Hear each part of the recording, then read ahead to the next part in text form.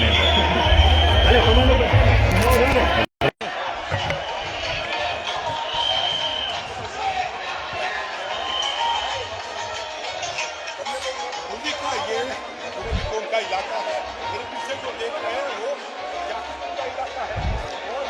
બિલકુલ રામનવમીની શોભાયાત્રા જે કુંભારવાડાથી નીકળી હતી ત્યારબાદ અહીંયા યાકુતપુરા જે વિસ્તાર છે ત્યાં દરગાહ પર પાસેથી જે યાકુતપુરા પાસેનો વિસ્તાર છે ત્યાં અસામાજિક તત્વો દ્વારા પથ્થરમારો કરવામાં આવ્યો અને ખૂબ જ મોટા પ્રમાણમાં પથ્થરમારો થતાં અહીંયા નાની મોટી ઈજાઓ પોલીસ તંત્રના કર્મચારીઓને પણ પડી છે. ઘણા લોકોને પથરાઓમાં ઘાયલ પણ થયા છે. ત્યારે આજે આ યાકુતપુરાનો આ વિસ્તાર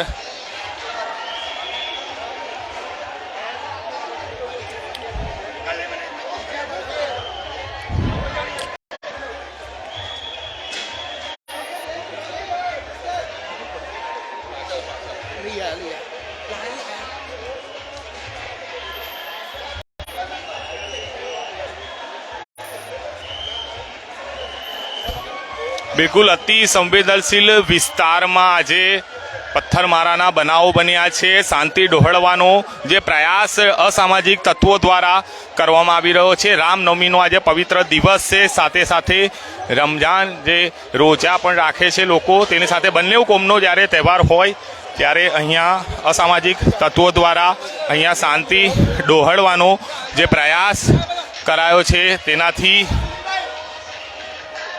બિલકુલ જે વડોદરાની શાંતિ જે ઘણા વર્ષોથી સ્થપાઈ હતી તે આજે ડહોળવાનો પ્રયાસ ફરી એકવાર અસામાજિક તત્વો દ્વારા અહીંયા કરવામાં આવ્યો છે.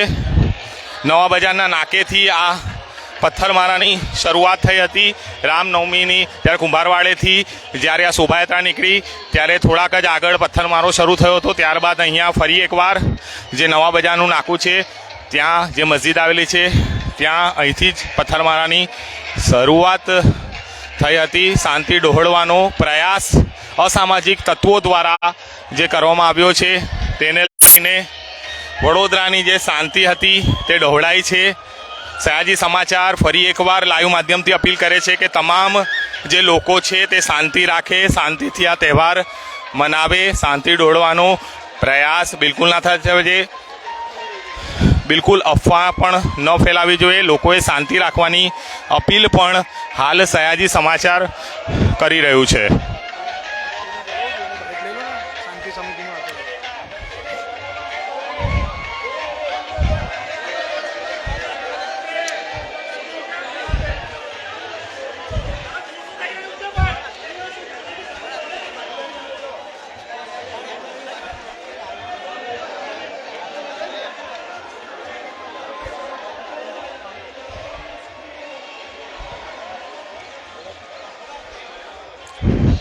કોમી એકતા ડહોળવાનો પ્રયાસ અસામાજિક તત્વો દ્વારા કરવામાં આવી રહ્યો છે.